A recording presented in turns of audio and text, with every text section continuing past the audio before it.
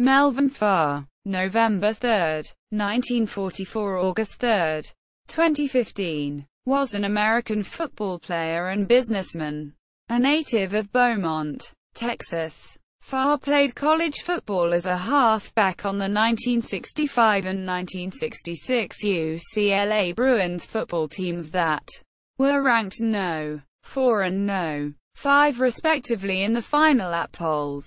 He was selected as a consensus first-team All-American in 1966, gained over 1,000 yards from scrimmage in both 1965 and 1966, and was inducted into the UCLA Athletics Hall of Fame in 1988. Farr was drafted by the Detroit Lions in the first round, 7th overall pick of the 1967 NFL Draft and played 7 years as a running back for the Lions. He led the Lions in both rushing and receiving in 1967, totaling 1,177 yards from scrimmage as a rookie, and was selected as the NFL Rookie of the Year. He was twice selected to play in the Pro Bowl, in 1967 and 1970, in a career shortened by injury. Farr gained a total of 4,446 yards from scrimmage and scored 36 touchdowns during his 7 years in the NFL. After retiring from football, Farr acquired a Ford Motor Company dealership in 1975, eventually expanding his business to 11 dealerships in 5 states. By 1998, Farr's automotive group was cited as the largest African-American-owned company in the country. His business failed in 2002 following adverse publicity and lawsuits relating to sales and finance practices. Early life. Farr was born in Beaumont, Texas, in 1944, the son of a truck driver and a domestic worker. He graduated from Hebert High School, a segregated school in Beaumont, Texas, in 1963, where he lettered in football, basketball, baseball, and track. He was named All-State in football and track and All-District in basketball. His older brother, Mel Farr, played 9 seasons as a defensive back in the NFL from 1965 to 1973. UCLA. Farr began his college football career at Santa Monica City College before transferring to UCLA in 1964. He then sustained a hairline fracture in his left arm at the end of August 1964. After returning from the injury, Farr appeared in 10 games in 1964 and gained 86 rushing yards on 27 carries during the 1965 and 1966 seasons. Farr and Gary Beaumont were the core of a UCLA backfield dubbed the Dream Backfield in Sports Illustrated. In 1965, Farr was the starting halfback for Tommy Prothro's UCLA Bruins team that compiled an 8-1 record, won the Athletic Association of Western Universities AAWU championship, defeated No. 1 ranked Michigan State in the 1966 Rose Bowl, and was ranked No. 4 in the final AP poll. Farr totaled 1,001 yards from scrimmage, 821 rushing and 180 receiving, and 8 touchdowns. He ran 49 yards for a touchdown in an upset victory over No. 6 ranked USC in 1965, and his average of 6.7 yards per carry in 1965 led the AAWU and ranked second in the NCAA. At the end of the 1965 season, he was selected by the conference coaches as a first-team halfback on the 1965 All-Pacific Athletic Conference football team and by the United Press International to the All-West Coast football team. In 1966, Farr was the starting halfback for the UCLA Bruins team that compiled a 9-1 record and was ranked No. 5 in the final AP poll. Farr totaled 1,034 yards from scrimmage, 809 rushing and 150 receiving, and 11 touchdowns, and finished 7th in the Heisman Trophy voting. At the end of the 1966 season, Farr was a consensus first-team running back on the 1966 College Football All-America team. In 1988, Farr was inducted into the UCLA Athletics Hall of Fame. Detroit Lions. Farr was selected by the Detroit Lions in the first round, 7th overall pick, of the 1967 NFL Draft. As a rookie for the Lions in 1967, Farr rushed for 197 yards in a game against the Minnesota Vikings, totaled 1,177 yards from scrimmage, and ranked 5th in the NFL with 860 rushing yards. He led the Lions in both rushing yardage and with 39 receptions, and he was selected by the United Press International as the NFL Rookie of the Year. The Associated Press picked Farr as the Offensive Rookie of the Year and teammate Lembani as the Defensive Rookie of the Year. In October 1968, Farr was named by the AP as the NFL Offensive Player of the Week after totaling 210 yards, 138 rushing, 72 receiving, and scoring 3 touchdowns in a 28-10 victory over the Chicago Bears. The following week, he set a club record with 29 carries, good for 145 rushing yards.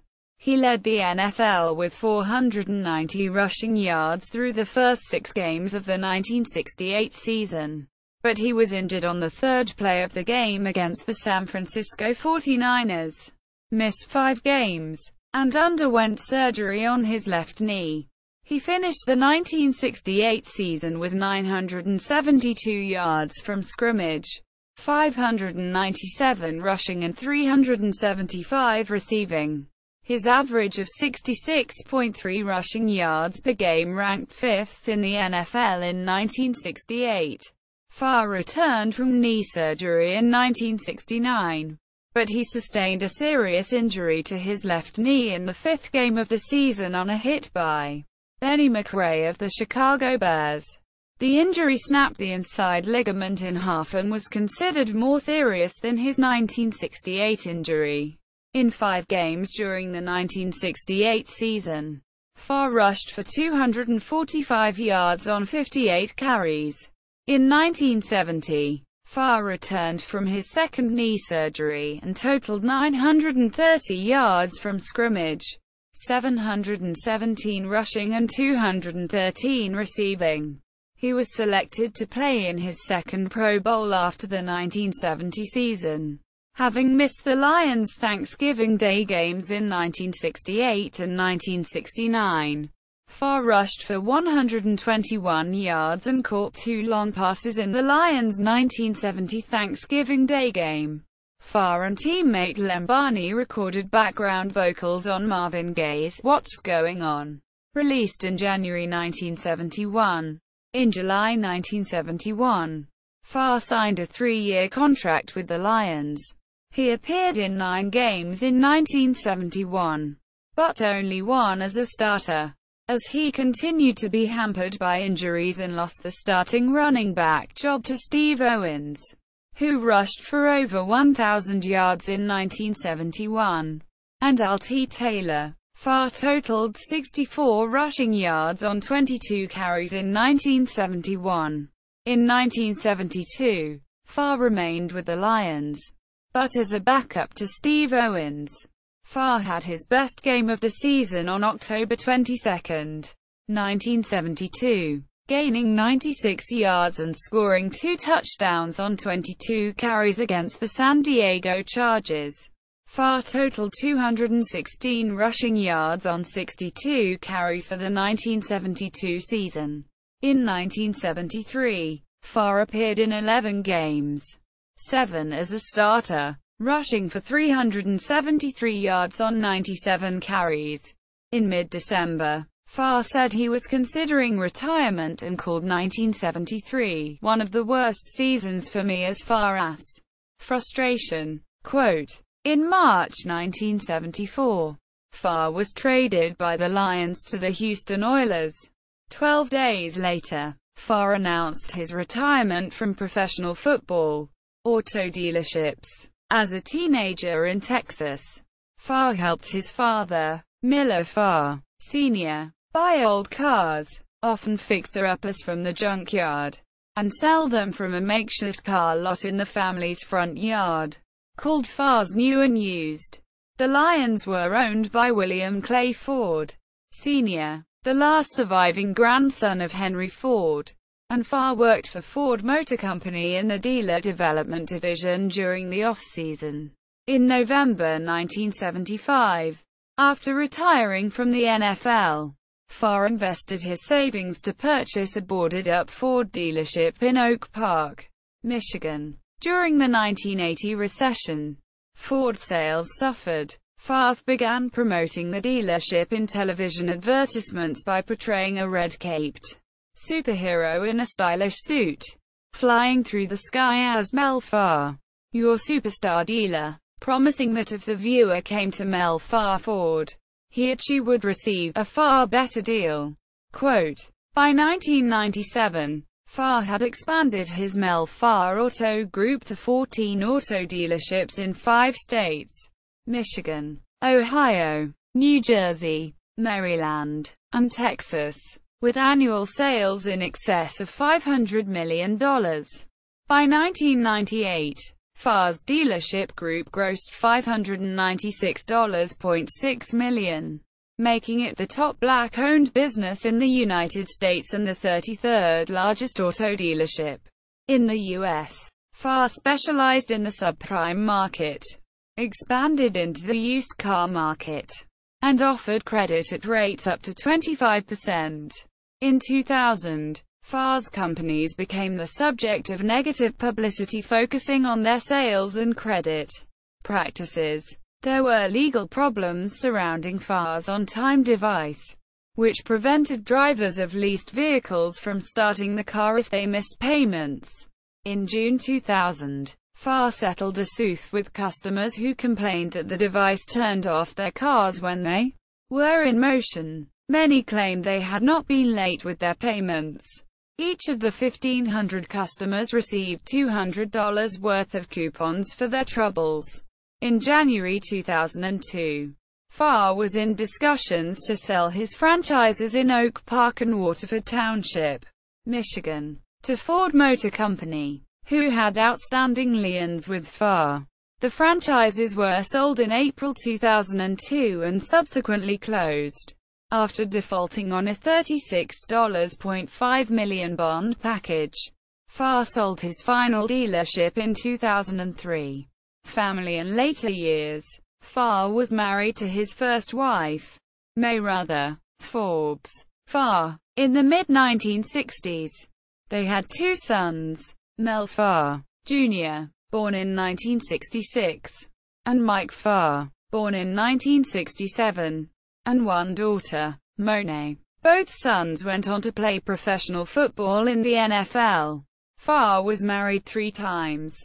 He was divorced from his first wife, May, in 2002 after more than 35 years of marriage.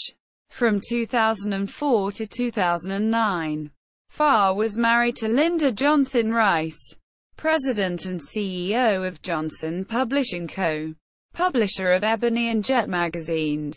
His third wife was Jasmine Rosier, with whom he had a daughter, Melia B. the 11th of March 2015, born shortly after Farr died. Farr died at his home in Detroit in August 2015 at age 70.